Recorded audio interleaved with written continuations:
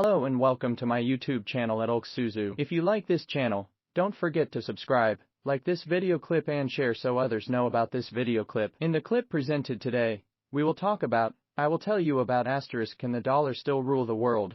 *. Money is the pieces of metal or paper issued by the country in which we live. For many Europeans, money is the colored paper issued by the EU, not the national government. In money you can measure how much you earn and what you can buy. Now the West is facing inflation, and people are seeing less and less they can buy with their money. In most Western states, the price of fuel has increased by more than 50% compared to last year. The price of some foods has doubled, and these price increases are just the beginning. Britain has warned that it is facing its biggest drop in living standards since 1956, when the statistics began to be compiled. More than 40 years have passed since the last inflation of such magnitude, and that's assuming the current numbers are correct, which is unlikely. In the United States, the official inflation is 7%, but that is applying the new calculation methods. If the old methods, from the 1970s, were applied, the figures would be double. And this inflation is added to the phenomenon called reinflation. Not only do prices rise, but also the packaging contains smaller quantities of products, sometimes of a worse quality than before. Experts are studying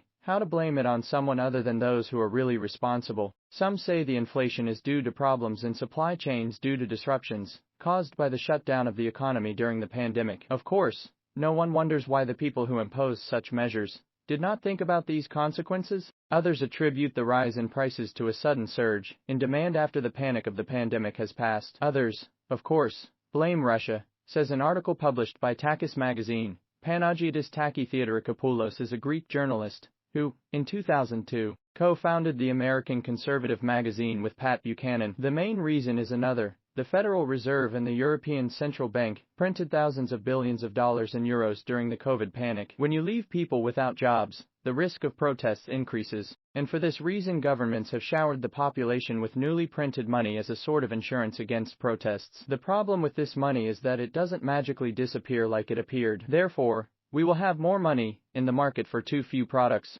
Then there were the systemic problems created by a generation of leaders and economists who offshored manufacturing, and to that is added the incompetence of the leaders. They allowed production chains to become increasingly vulnerable, allowing companies to relocate production to where labor was cheapest. This has made us now dependent on the least organized countries. For example, Ukraine produces half of the neon for the lasers used in the manufacture of computer chips. That's only part of the problem. Since the advent of the petrodollar, America could print as much money as it wanted. The dollar is the reserve currency of the entire world, so dollars will always have somewhere to go. They can be used for commercial transactions and are then reinvested, generally by foreign governments, back into U.S. Treasury bonds. This scheme supports Washington's huge spending. Global American empire has been sustained for the last half-century by a new form of feudal right to issue currency, by the difference between the value of the penny and the cost of its production and distribution. In the past, kings and seigneurs made a profit from their right to mint money. They usually imposed a fee that was added to the total cost of the coin's metal and batteries. This was the king's profit from issuing the coin. Since the 1980s,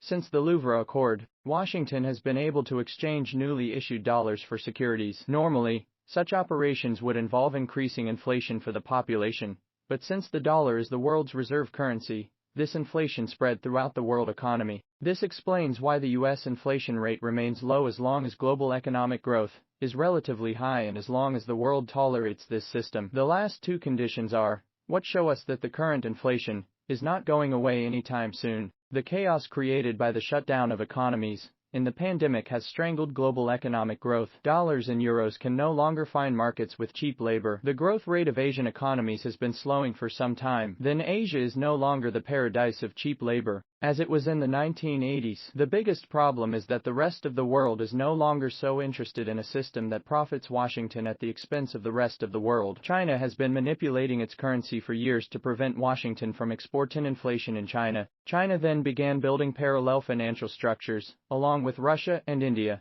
to evade Washington's treacherous rules. This is the substrate of the war in Ukraine. Washington assumed it could destroy the Russian ruble and the Russian economy. The ruble collapsed, but the Russians were prepared for it, and the ruble then recovered to pre-war levels. This development signals that we are dealing with a new reality in the world. Washington can no longer control the global economy by monopolizing the world's reserve currency. That is why inflation now will be neither transitory nor manageable for the West. The Western economic system is based on the dollar, and by extension the euro, which operate as the world's reserve currencies. The massive debts of Western states are based on the assumption that these states can issue currency at any time, not create inflation and reduce the interest rate on government loans to zero, as they do now. This means that the West will become poorer, and will arrive here in a very disorganized way. Not only will the standard of living decline, but government spending will also be drastically reduced. Western welfare states and America's war machine could only function when their spending was subsidized by the rest of the world. The world doesn't want to do that anymore. Westerners are to learn that those pieces of metal and paper they call money are more than a means of buying things. They are the depositories of a value, and this value is the cultural force of the society that issues them. The West has been in decline for a long time, but this fact was masked by a financial scam. The era of free money masked the great cultural robbery of the West. That era is over, and soon Westerners will have to pay the price. YouTube channel at Alexandru. Thank you for watching this video clip to the end. I hope it was a video clip from which you learned something. Understand, if you like this video clip, don't forget ***** subscribe, give a like, a share on social networks, so your friends know cut this clip.